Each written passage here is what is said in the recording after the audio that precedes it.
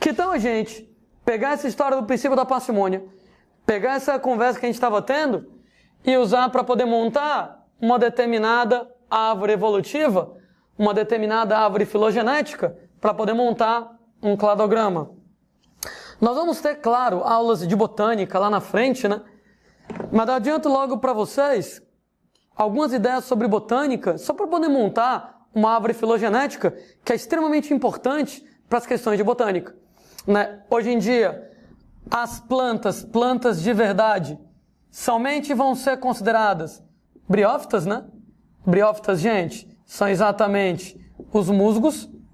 Nós vamos ter pteridófitas representadas pelas samambaias. Não estou dando aula de botânica ainda, hein? Estou só lembrando algumas coisas para poder mostrar como é que monta um cladograma baseado no princípio da parcimônia. Você tem as gimnospermas representadas pelos pinheiros. E pessoas, as angiospermas, que são quaisquer plantas que apresentam flores e frutos. A propósito, né?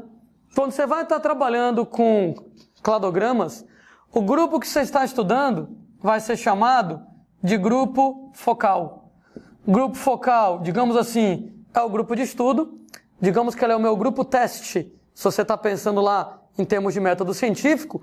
E se eu tenho um grupo teste, eu tenho que ter um grupo controle.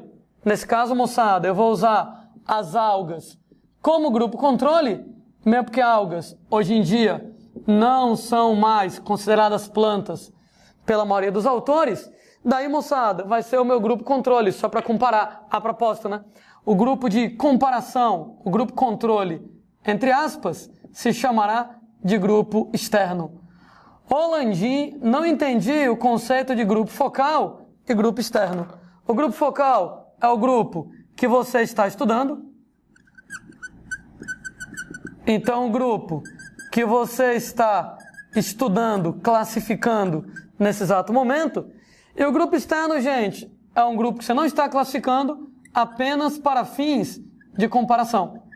A propósito, detalhe, hein? Quando a gente fala lá em um grupo externo, ele poderia ser qualquer um. Estou pegando aqui as algas, aproveitando para lembrar que algas, apesar de não serem plantas, têm algumas características, né, em comum com as plantas, né? Por isso, moçada, a gente vai colocar elas aqui na nossa conversa.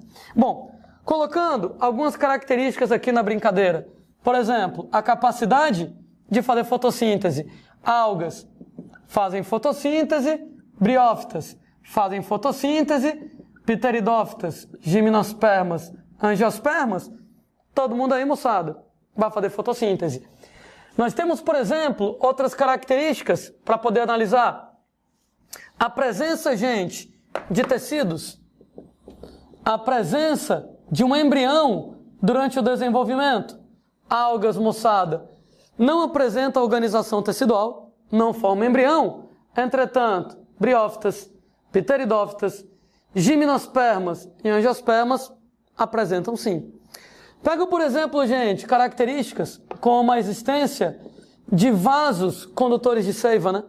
Esses vasos condutores de seiva, os famosíssimos xilema e floema, nós não temos isso em algas, nós não temos isso em briófitas, pteridófitas, gimnospermas e angiospermas vão apresentar vasos condutores de seiva, xilema e floema. Pega, por exemplo, moçada lá, a existência, por exemplo, de semente. Não existe semente em algas, nem em briófitas, nem em pteridófitas, mas tem isso em gimnospermas e angiospermas. Pega, por exemplo, gente, a existência de flores e frutos. Gente, somente as plantas angiospermas vão estar apresentando flores e frutos. Então, eu coloquei aqui, gente, uma tabela onde eu estou analisando algumas características em relação a esses grupos de seres vivos, né? E eu vou exatamente me basear nessas características da tabela para a gente poder, então, montar um cladograma, montar uma árvore filogenética entre esses grupos de seres vivos aqui na brincadeira. Como é que a gente faz para poder montar essa árvore filogenética? Para poder montar essa árvore evolutiva? A gente, pessoas, tem lá que a base da árvore evolutiva se chama de raiz.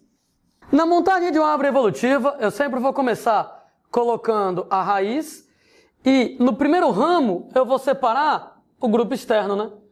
O grupo externo, né, moçada, é aquele grupo que não é o grupo que eu estou estudando, não é exatamente um grupo para comparar com o grupo que eu estou estudando, e o grupo que eu estou estudando em si vai ser posicionado nesse outro ramo, onde a gente vai organizar os grupos de plantas, no caso o grupo focal que eu estou estudando, se baseando nas características dessas plantas, se baseando no tempo de surgimento dessas características.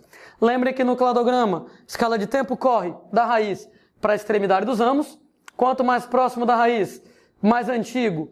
Quanto mais próximo da extremidade dos ramos, mais moderno, aqui nesse caso. E como é que eu faço para saber qual é a característica mais antiga, qual é a característica mais moderna? Ora, de acordo com o princípio da parcimônia, a gente tem que o caminho evolutivo mais curto, aquele que tem menos etapas, aquele é o mais simples, ele deve ser o correto. E esse caminho mais simples, esse caminho que deve ser o correto, implica na característica que é encontrada em maior número de grupos, ser a característica mais antiga.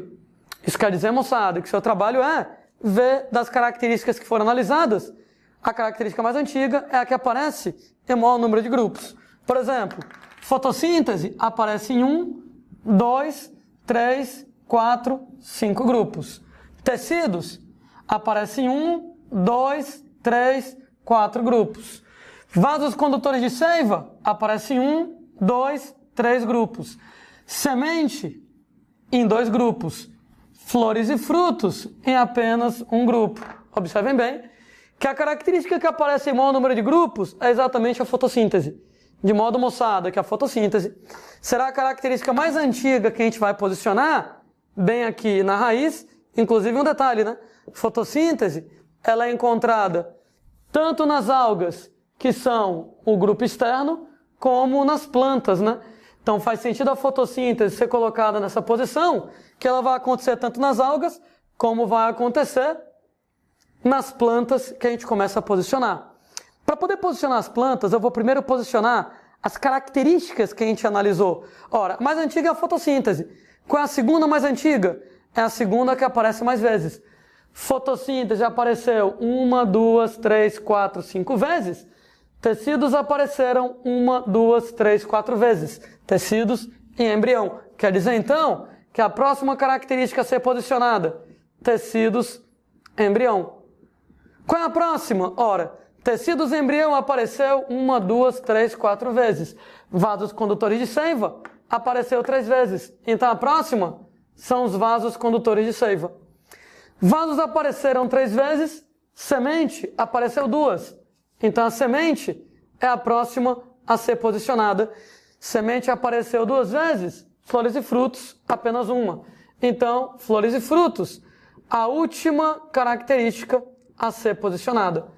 Uma vez, gente, que eu posicionei as características, eu agora começo a posicionar os grupos de plantas. Como? Vendo o que eles têm e o que eles não têm.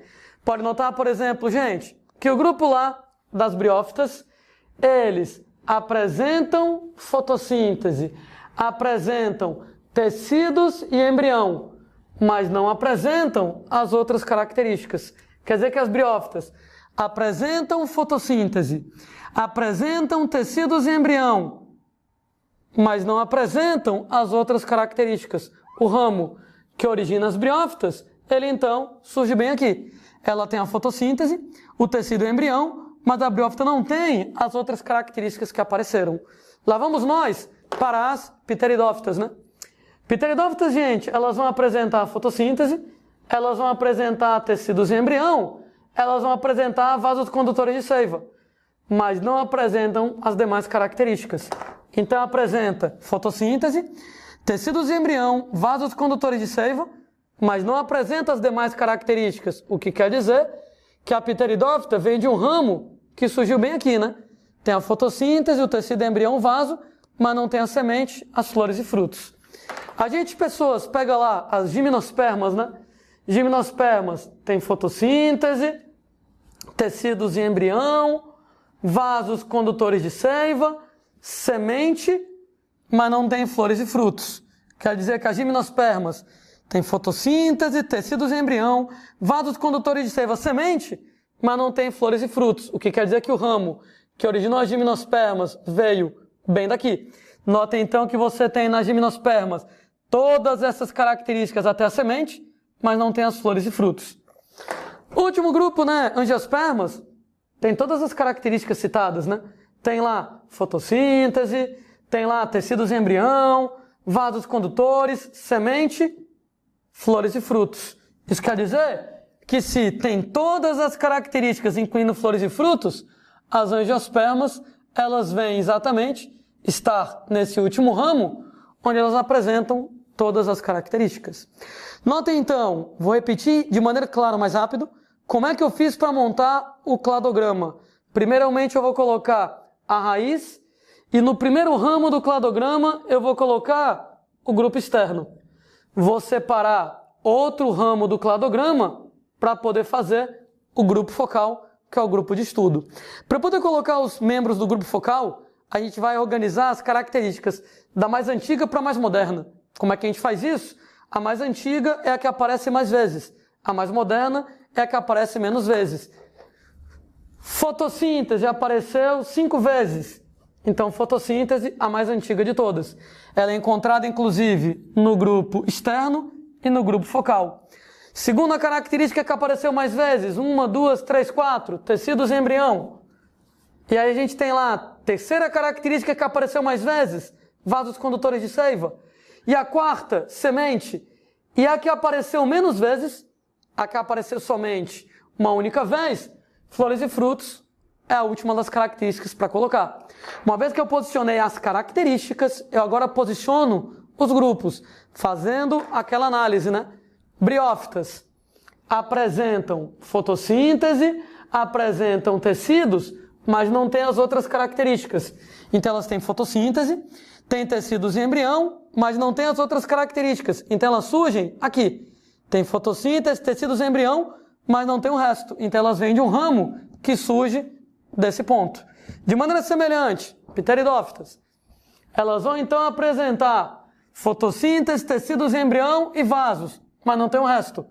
Fotossíntese, tecidos em embrião e vasos, mas não tem o resto. Então ela surge desse ponto, onde ela tem essas características abaixo, mas não tem as características acima. De maneira semelhante, as gimnospermas vão apresentar todas essas características, menos flores e frutos. Então apresentam todas as características, inclusive a semente, mas não tem flores e frutos. Então a gimnosperma vem de um ramo bem aqui, que sai bem daqui, onde eu tenho todas as características de baixo, incluindo a semente, mas não tenho flores e frutos. Flores e frutos, uma exclusividade das angiospermas, ou seja, as angiospermas são o único grupo que apresentam todas as características, inclusive as flores e frutos, isoladas bem aqui. Eu lembro para vocês que quando você analisa um esquema desse jeito, cuidado que a escala de tempo ela é na vertical, não é isso? Né? A sequência horizontal, né, não me interessa, né, se é da esquerda para a direita, da direita para a esquerda, não, você só vai analisar da raiz para a extremidade dos ramos. Cada ponto desses que eu estou colocando se chama nó. Então isso aqui é um nó, isso aqui é um nó, e outro nó, e outro nó.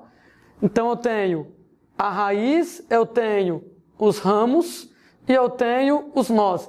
Sendo que em cada nó eu tenho um episódio daqueles evolutivo de cladogênese, né?